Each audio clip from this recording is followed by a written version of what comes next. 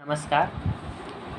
पुनः हाजिर हैं हम आप लोगों के सामने। आज हम एक ऐसे कवि की ऐसी कविता के बारे में बात करेंगे जो कि शायद हम लोगों के जुबां पे रहती है। वो कवि जो सिर्फ कवि ही नहीं था, जिसने सिर्फ साहित्य के क्षेत्र में ही योगदान नहीं दिया बल्कि देश के प्रधानमंत्री के रूप में भी कार्य किया।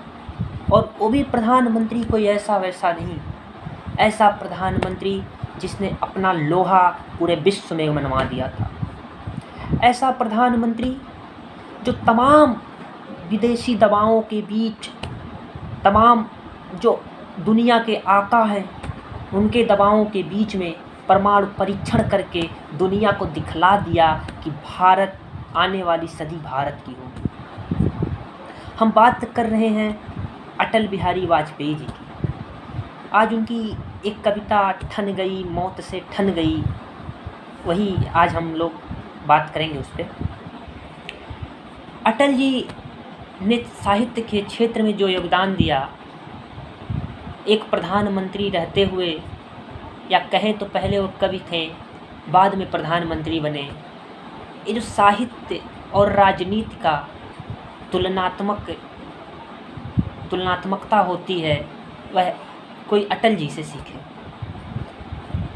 अटल जी ने कई कार्य किए। एक ऐसा व्यक्ति जिसकी विचारधारा रही हो कि सरकारें आएंगी जाएंगी, पार्टियां बनेंगी बिगड़ेंगी, मगर ये देश रहना चाहिए। ऐसे अटल जी की कविता को आज जब हम पढ़ते हैं तो भाव विभोर हो जाते हैं। जब अटल जी ने परमाणु परीक्षण किए उस समय तमाम विदेशी ताकतें जो कि चाहती थी कि परीक्षण ना हो, लेकिन फिर भी अटल बिहारी वाजपेयी जी ने परमाणु परीक्षण किया। उनके बारे में हरिओम पवार जी उस परमाणु परीक्षण के बारे में लिखते हैं कि हमने विस्फोट किए जिससे दुनिया में एक पहचान रहे, आज़ादी का अभिमान रहे, निज गौरव का भी मान रहे, जिससे भारत में पैदा होने पर हमको अभिमान रहे। जब तक दुनिया में सूरज है उस दिन तक हिंदुस्तान रहे, उस दिन तक हिंदुस्तान रहे।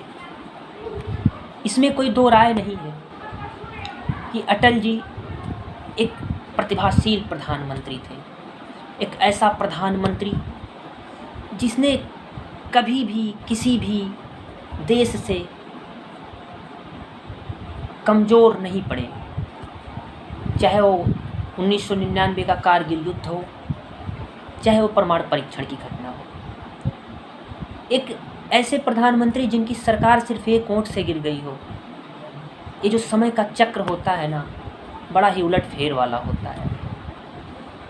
एक ऐसा व्यक्ति जिसकी सरकार सिर्फ एक वोट से गिरी हो, उसी के समाधि स्थल पर 303 सांसदों की परेड होती है।